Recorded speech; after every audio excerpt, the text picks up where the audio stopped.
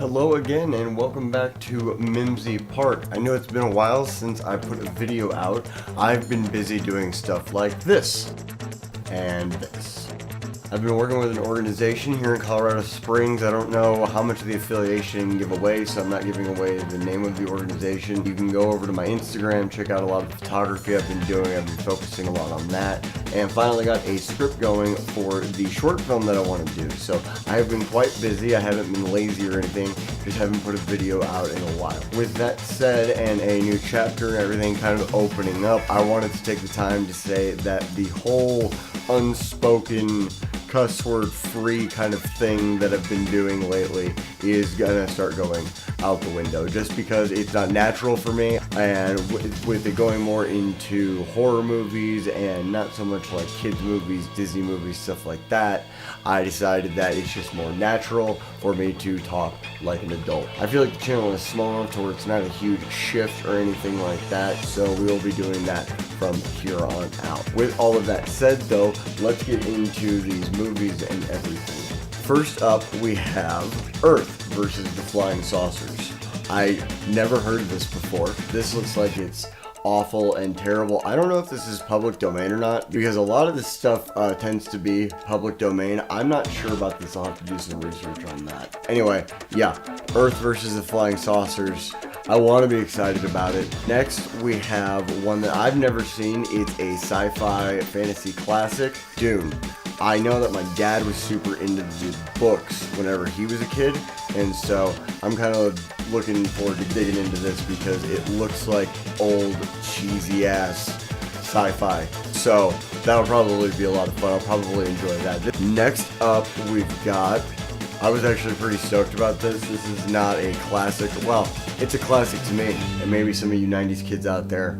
Darkwing Duck. I was pretty fucking stoked whenever I found this, because this is, first of all, in great condition. I mean, you can see how that's just in really, really good condition. Looking forward to breaking that open. It's got 3 discs in here. It says includes pilot and first 25 episodes.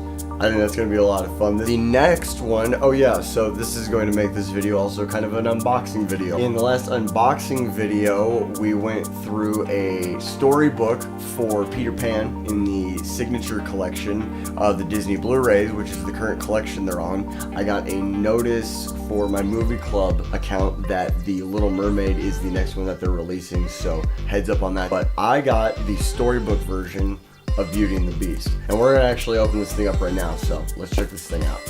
It does say only at Target. I did get this at Entertainment used because it's from Target and they can't sell them as new because they're not Target. So we're gonna open this up.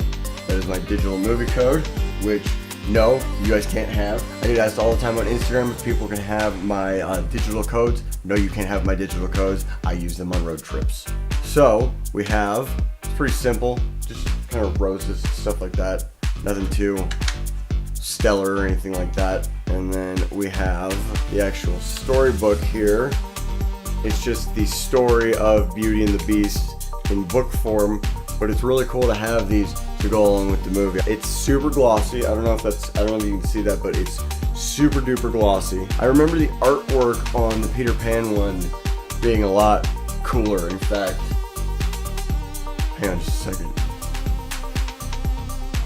Okay, the Peter Pan one is actually way cooler. It's got a slipcase, got a ton of artwork. There's a ton more artwork on the inside. If you want to see it, go check out the video. But this one is more kind of stripped down. There's the back of it. Still really cool.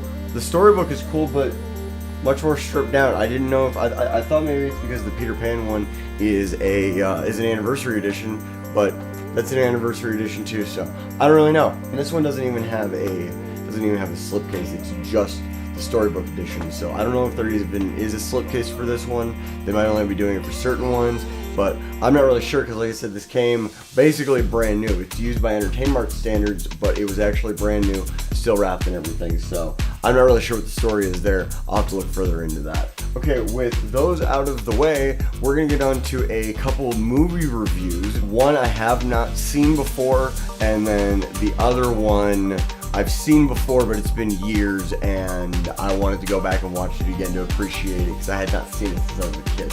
First up, we have Survival of the Dead, which is a George A. Romero movie. Brittany told me it was an interactive movie because at the beginning, you pick a side, humans or the dead. But other than selecting that at the beginning, I don't see how this is interactive at all. I don't even know what the point was of picking the dead because it didn't seem to change anything, because the perspective in the movie the entire time is from the human's perspective. So I'm not really sure why it gives you the option of choosing at the beginning. Other than the terrible CGI though, it's actually a pretty good movie and it's a lot of fun. It's not great or anything like that. I would like to know why all these people seem so concerned with money in a zombie apocalypse. It's like people in zombie movies have never seen zombie movies, and I'm not entirely sure why that is. They're constantly obsessed with this money in the truck. There's money in the truck. I feel like they should be more obsessed with how are we going to survive and then continue surviving. Again, they don't seem to understand what a zombie apocalypse is because nobody in zombie movies ever sees a zombie movie for some reason. But it's just mind-boggling how concerned these people are with money in a fucking zombie apocalypse. I will say the gore and the practical effects are actually pretty good. The CGI, not good. Not good at all. Not good on the CGI. Practical effects, gore, that stuff, a lot of fun, actually pretty good. Not a great movie, but definitely a fun movie, and if you like George Romero movies, you should definitely go check it out because it is a lot of fun to watch. The next one that I watched was the limited edition of E.T. I watched this on VHS.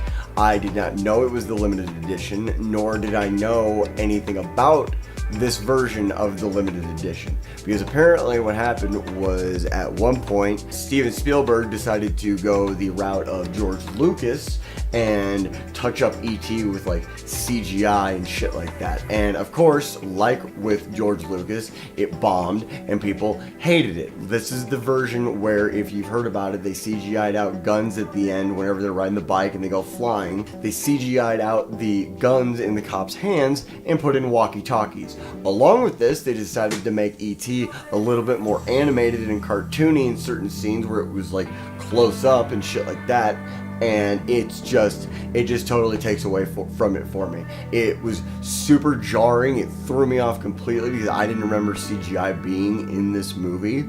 I did find out that later he apologized for it. He decided he hated it, and they only released the original versions from then on out. But I got stuck watching this, which was great. It was amazing. It's an amazing movie, and the CGI, this added special effects and all that shit isn't like a big part of the movie or anything, but when it happens, you really notice that it happens. It makes those scenes a little less enjoyable because it's not how you remember seeing the movie. All in all, great movie still. I still enjoyed watching it. I'm glad I went back and watched it as an adult because you appreciate it more as an adult. I like how right up until the end, they don't show the faces of like any of the antagonists, you know, the government officials and stuff like that. So that was really cool. I saw it on 4K at Best Buy. I'm probably gonna buy it in 4K at Best Buy because it should be the original version. I hope. If I buy a 4K version with that shit in it, I'm not gonna be very happy. But anyway guys, that is going to do it for me today. Thank you for watching this video. I really do appreciate it. I'm going to try and do these more and more, but like I said, I am getting busier with the photography, hopefully working on some video projects and everything, so I will get these up as much as I possibly can, I promise. If you like this video, go ahead and throw me a thumbs up. If you didn't like it, go ahead and throw me a thumbs down. And if you want to stay up to date on them when I'm able to get them out, go ahead and throw me a subscription. Until next time, I'll see you guys later.